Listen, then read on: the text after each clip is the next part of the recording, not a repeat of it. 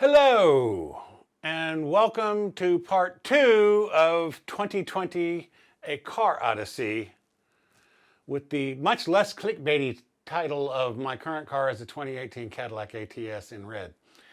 These are the adult years. Now in part 1, with the clickbaity title of my driver's ed car was a 1968 Dodge Charger, orange, we covered from my very early beginnings driving through grad school, well, the first time, my master's grad school. Then I moved to New York. My dad sold my Camaro, which I dearly loved, but I couldn't have a car in New York. Well, I could, but by the way, a parking space in New York costs as much as my first apartment in New York cost, so yeah, I was out. Well, anyway, so I lived in New York for 10 years, and in 1987, I'd been there for 10 years, and at that time, I was consulting primarily for Goldman Sachs, who paid a lot of money, and I was also writing for a magazine. Now, that magazine was moving from New York to California. So some things worked out. They changed some tax laws, and basically if I was going to stay on at Goldman Sachs, I was going to have to become an employee, and that meant all I had to do was take a drug test and a lie detector test, and I'd become an employee. So I moved to California with the magazine because by moving at the same time, I got most of my stuff into the moving truck. I was not an employee of the magazine. I was a contributor, a contributing editor. But I got all my stuff moved by the magazine. They just didn't know it because it was in the trucks with the other, some of their employees. Anyway. Now, I had been flying back and forth to California for a while before all this. And every time I'd go to California, I would rent a car from Budget Rent-A-Car. And I want a luxury car. And every time I would get the same car. I would get a 1987, well, actually, I think starting in 86, but it was always a Park Avenue, Buick Park Avenue.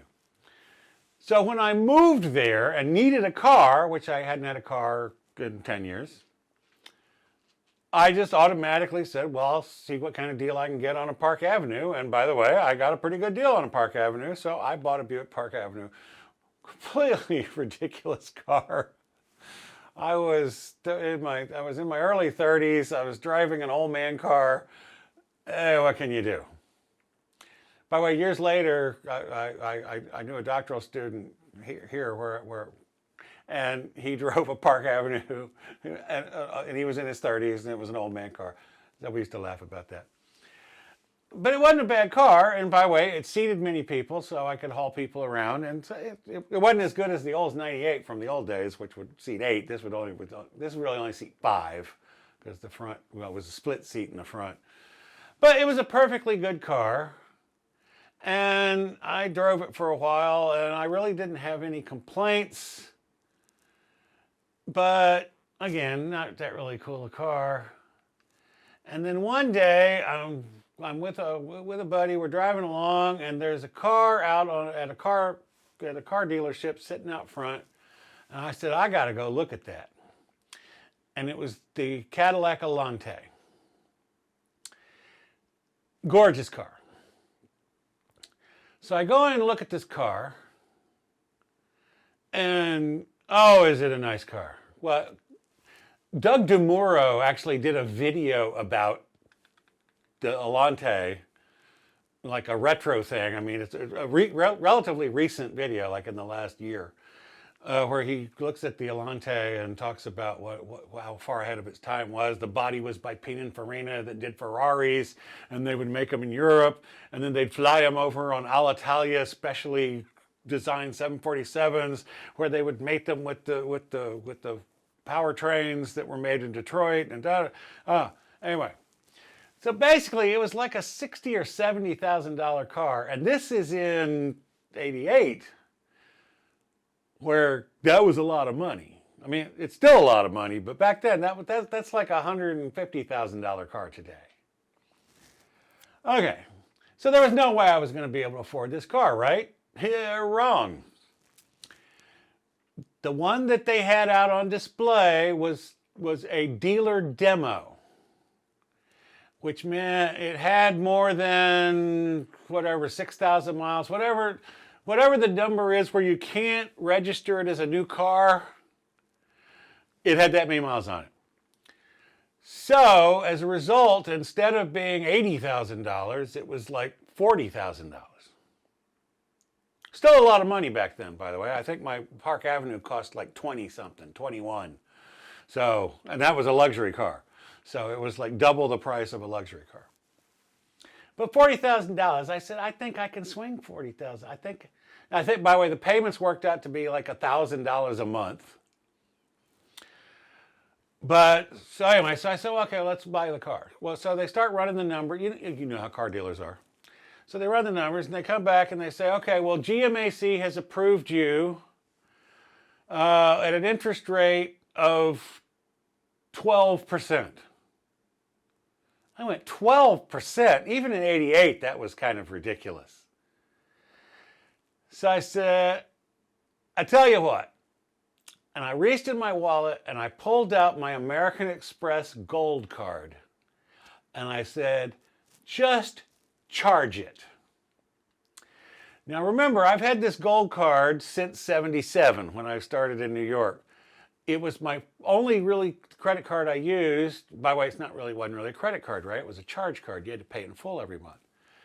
But when I was consulting, I would run $10,000, $20,000, $30,000 bills on that card.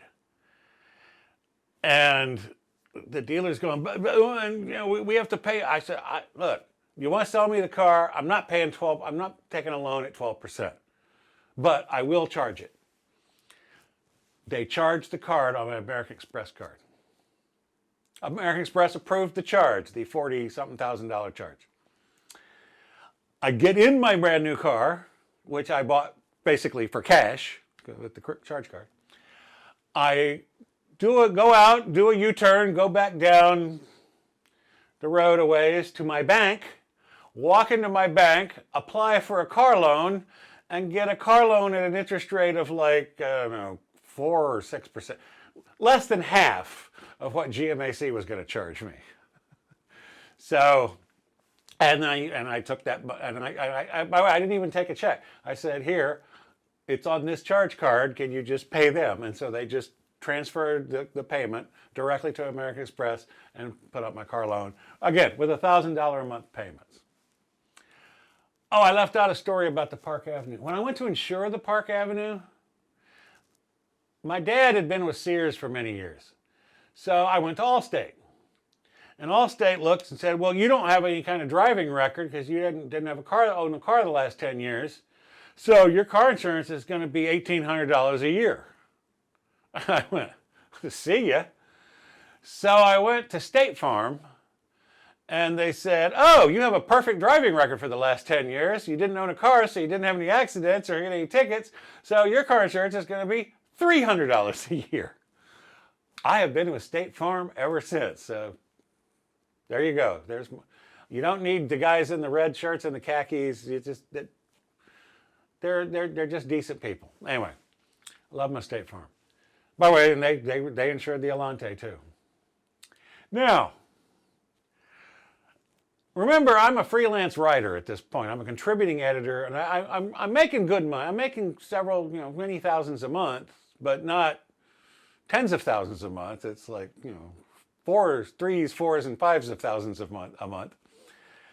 And this car payment on my Alante was $1,000, which was just ridiculous. So I figured I got to get a new car.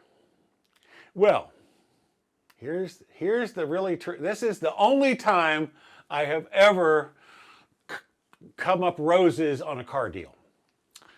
Cadillac had a thing on the Allante where they guaranteed that it would hold its resale value equal to the average of Mercedes and BMW. So if a Mercedes and 88 Mercedes or BMW were held 80% of their value, Cadillac would guarantee you 80% of the value of your Allante on a trade-in for another Cadillac. Okay, but here's the cool part. That calculation was based off of the MSRP, not what you paid.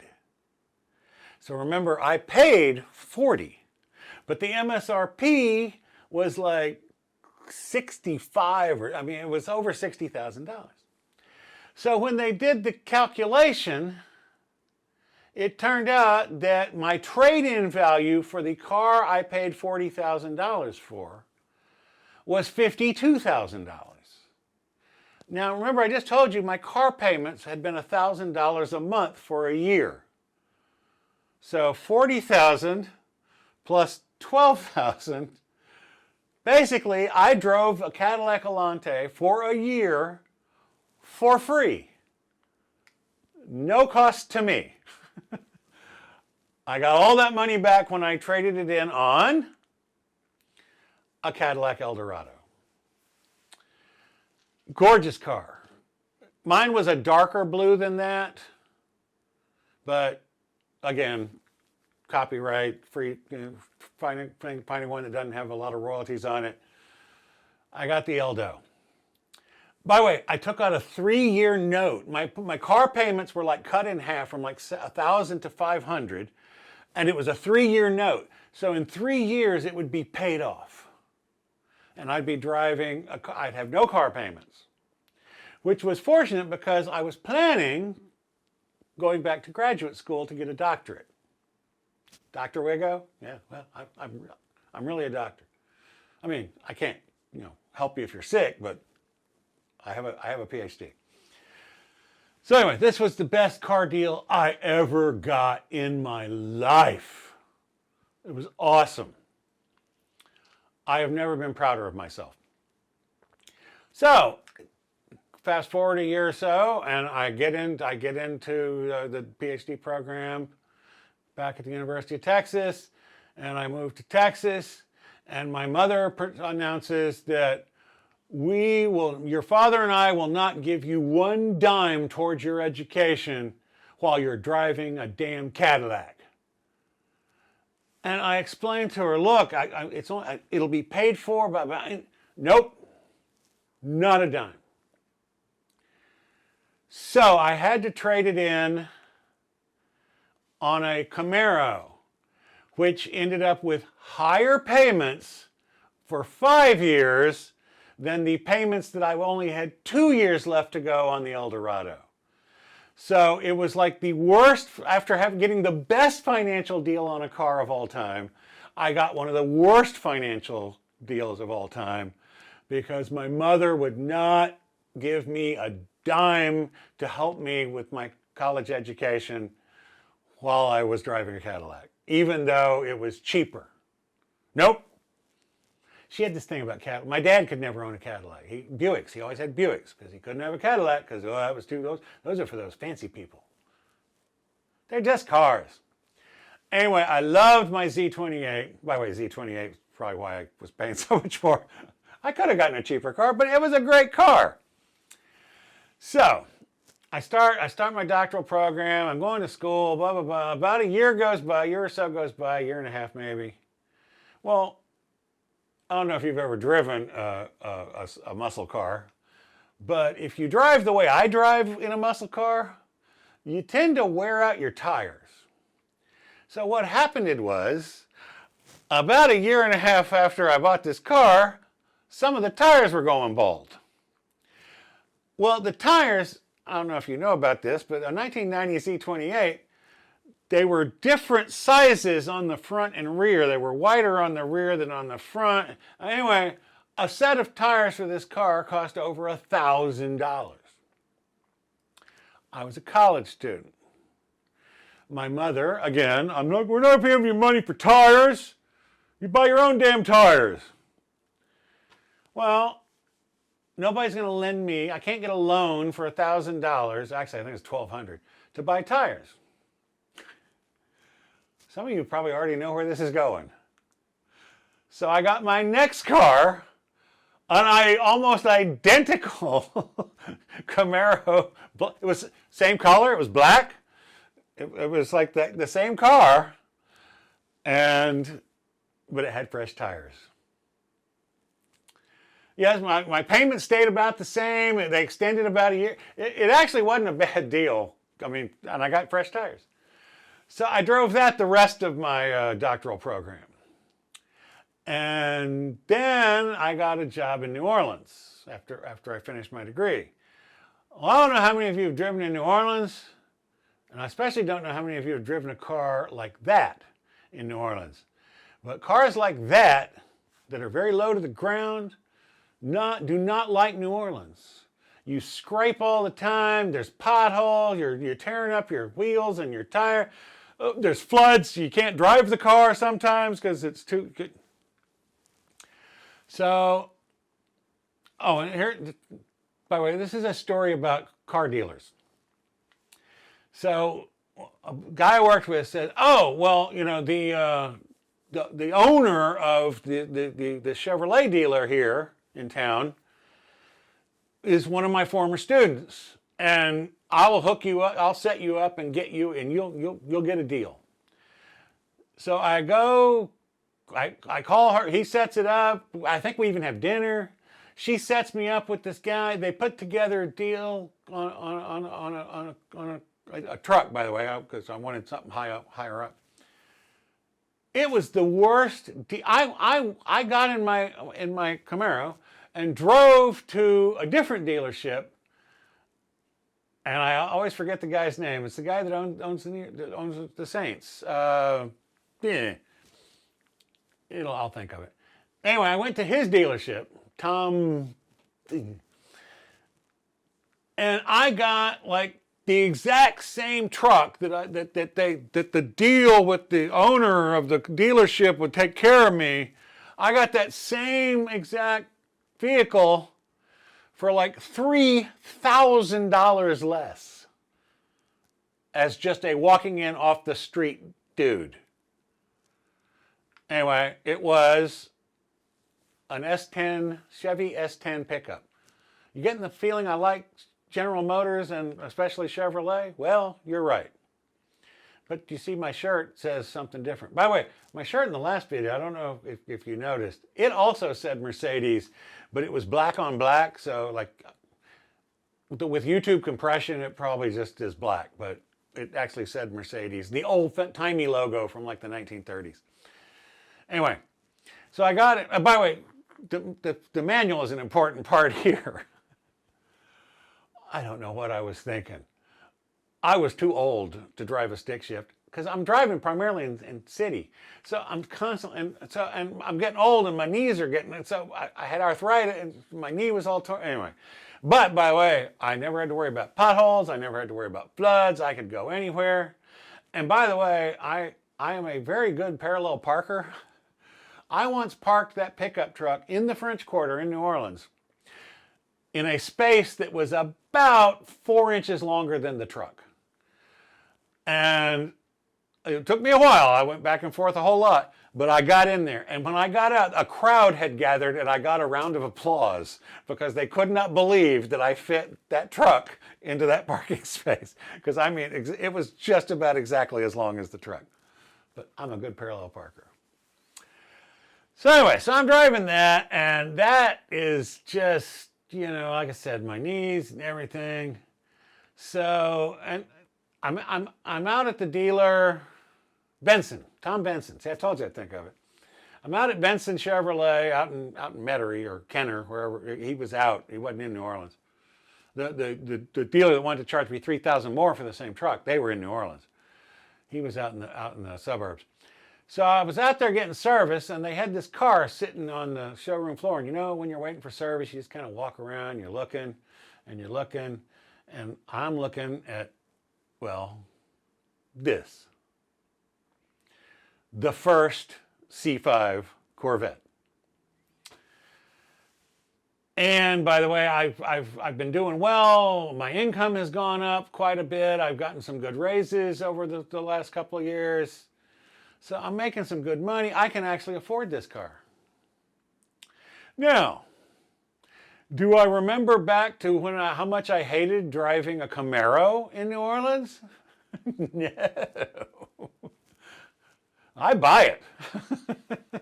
By the way, that one, I mean, actually, it's not, I don't think it's that one, but one that looks just like that. But here's the kicker. The first C5. I don't know if any of you know anybody had one of the first C5s, but they're you know, there's a lot of electronics in cars these days, and the C5 was highly built. There were electronics everywhere. They failed constantly. It was one of the worst cars for reliability I have ever owned. It was in the shop.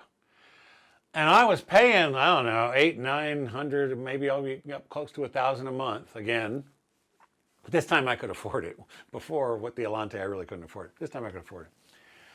But I was paying a lot of money, but most of the time I'm driving a loaner car from Benson Chevrolet, and the loaner cars that Benson Chevrolet, because apparently he also owned a Toyota dealer.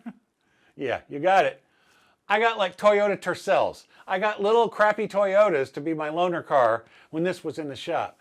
So basically, I was paying $1,000 a month to drive a Toyota 25% of the time.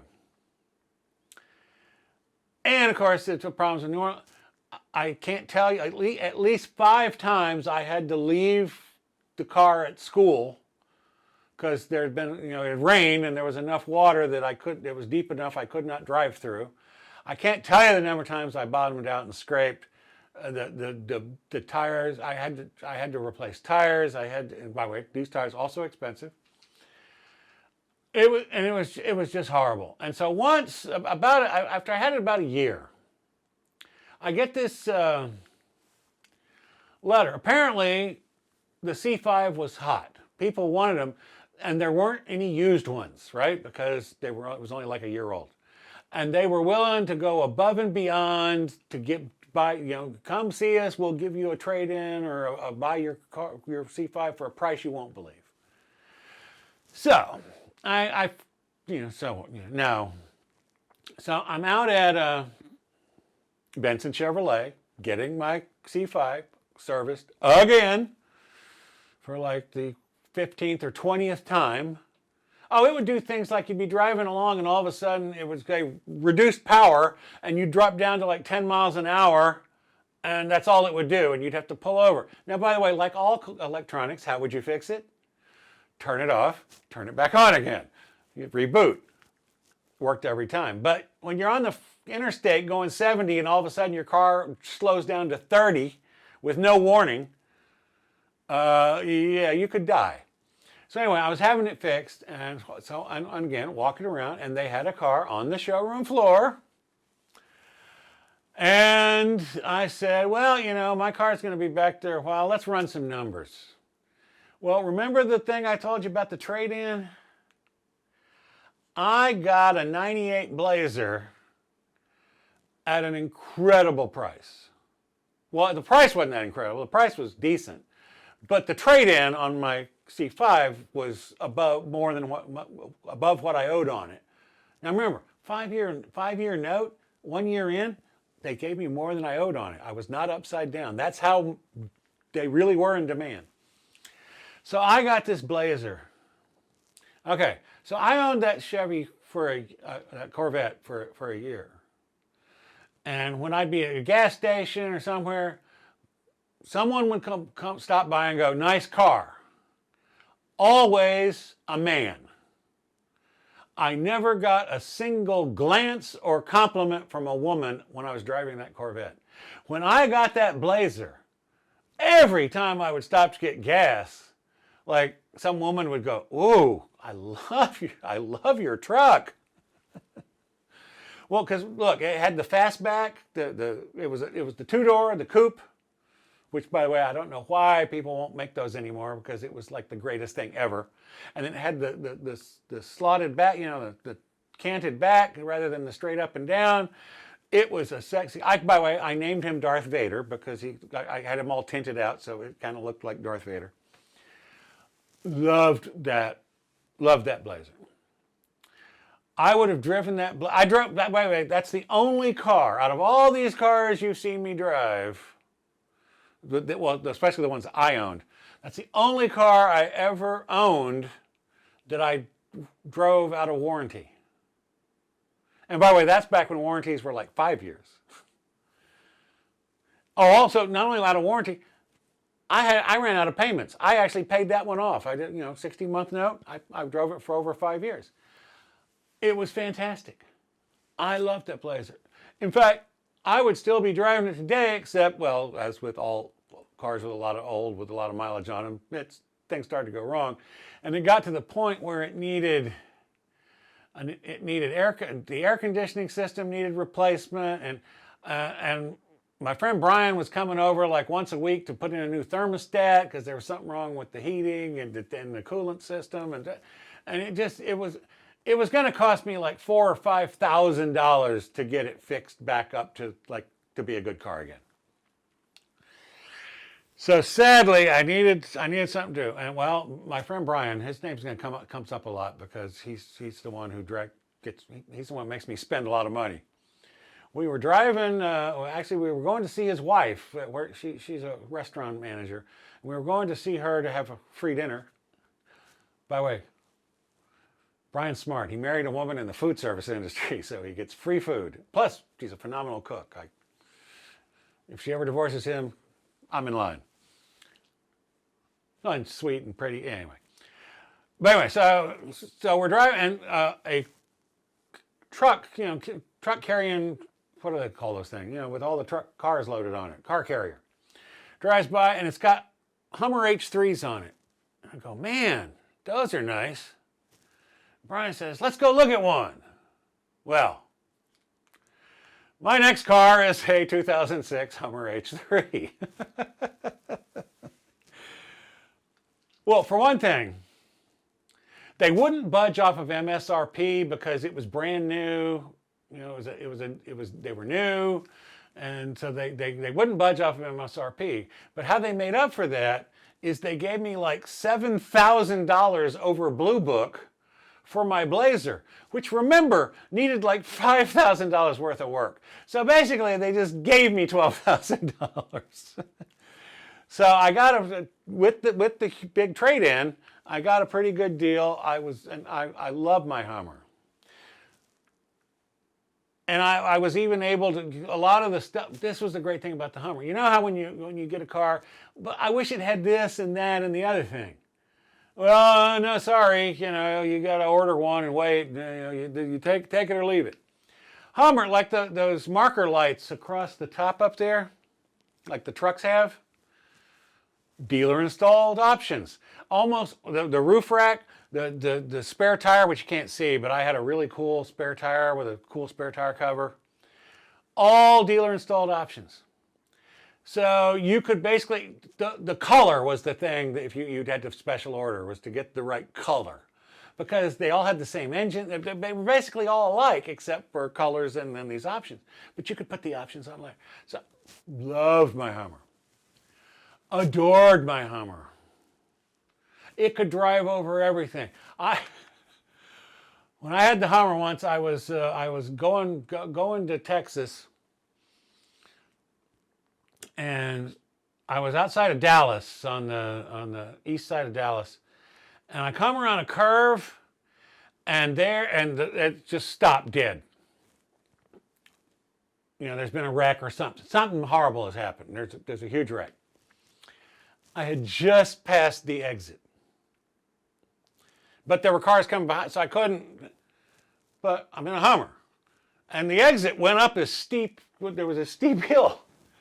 I said, I think I can make that. So I turned off and drove up this steep hill. And I got to the top, and then there was a curb, to get onto the, and I bumped over that curb, and the Hummer handled it. Now, the guy in the pickup truck, 4x4, that saw me do this and decided to do the same thing, he didn't have the same breakover angle I did. So when he got to that curb and got his front tire over, that was all she wrote, and he sat there and rocked, I guess, until he got someone to come pull him off or a tow truck or something. But the Hummer just went right over. And by the way, I drove a couple more miles on the access road, and sure enough, passed the wreck, got back on, boom. Loved my Hummer. Then, I don't know if you recall in the 2000s, late 2000s, there was this oil price thing that happened. And the price of gasoline, like, $3, $4 a gallon. This thing drank a lot of gasoline and was very expensive to fill up and had a big tank, and I didn't like it so much. But then I'm watching TV and I keep seeing these ads for the Lincoln MKS, which I might as well just put the picture up because you know me by now. I saw it, I'm going to buy it. They run ads for the Lincoln, and it's like lease a Lincoln for $399. I was going, whoa. Because by the way, I'd never leased. I'd always bought. So, of course, my payments were always higher. So, leasing is lower payments, but, you probably know the drill. But anyway, so I leased a Lincoln MKS, traded my Hummer in on it. Got a little bit of a trade in on the Hummer, which got the lease price down a little bit. Still wasn't $399. That's the stripped down version with nothing. That's when they run these lease ads. Lease it for $259. No, your lease is going to be like $400. So, but anyway, but it was not bad. It was not a bad lease price. Great car, comfy. Again, it was like the Park Avenue. Really not my kind of. It was really not the car I should be driving. But again, it was comfy. My friend Brian loved it. He said it was really comfortable. In fact, he used to say, "How do you stay awake when you're driving this car on highway?" Once Brian and Christina, his wife, and we drove to Nashville in the Lincoln for dinner, and then drove back. Great car, but it was a lease. So 3 years go by and it's over. Got to get a new one. Well, around this time, guess who's running ads on TV about Lisa, not Lisa Catera, by the way. That was the old Cadillac joke. Who's Lisa Catera? But Mercedes. Now, this time, because it was a lease, I knew the lease was running out. So I started worrying about my next car over a year before I needed to get another car. Because what I wanted was, for the first time, this car right here, the 2012 C350, I ordered and spec'd the car exactly the way I wanted it. It had only the features I wanted, no features I did, because I'd always bought off the lot, and you end up with this and that and the other thing. Like with the Hummer, you could fix some of that, but with most cars, well, you didn't want that, tough, it's already on it. But here, I got exactly the car I wanted. I loved this car. But after 3 years, the lease runs out. And I can't keep it. Well, you can keep it, but it's going to be out of warranty. And I don't know if you know about Mercedes, but you do not want to be driving one of those things out of warranty. So I needed another. Well, except this time I'm looking, but I don't know what I want.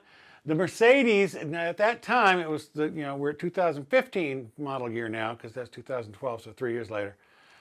They didn't have a coupe right then. They stagger the models, and they did not have a coupe coming out before my lease was up. So I don't know. And so again, I'm in for service. This is how they get me every time. And they convinced me to get a C400 sedan. Okay. Great car. But I hated it. I need the long door. My driving position is with the driver's seat as far back as it will go. I like my arms almost straight out in front of me. I like my legs almost straight out in front of me.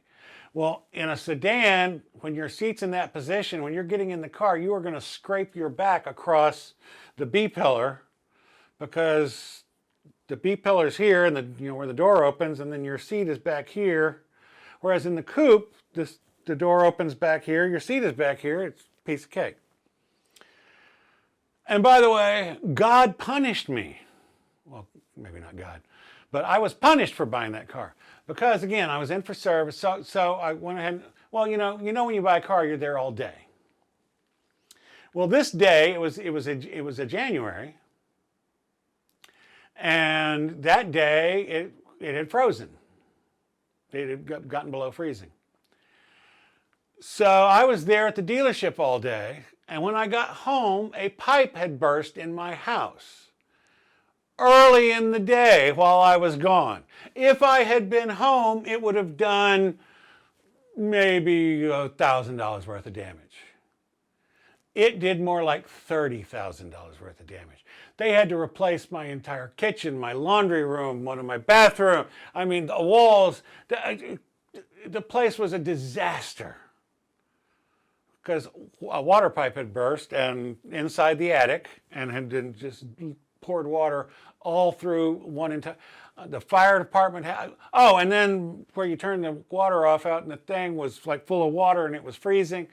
And I called, and they had to send the fire department comes and shuts off your water where I live, and then the firemen helped get a lot of the water out. Oh, it was just a nightmare. So that car, well, it didn't cost me that much money. It cost State Farm because again, told you I was State Farm. They had to pay for all that damage. But so now, by the way, this is the other problem with leasing. I am now in a car that I'm learning to hate, that I can't replace because it's a lease. I got to wait 3 years. Now, it did have a bigger engine and it was faster than my coupe had been and da-da-da. So, we get to the end of this lease. Well, actually, this has been spoiled for you by the title of the video. Mercedes has a coupe for 2018. But they only do a 4-cylinder coupe now because they decided to take the V6s, which is what these two cars were V6s.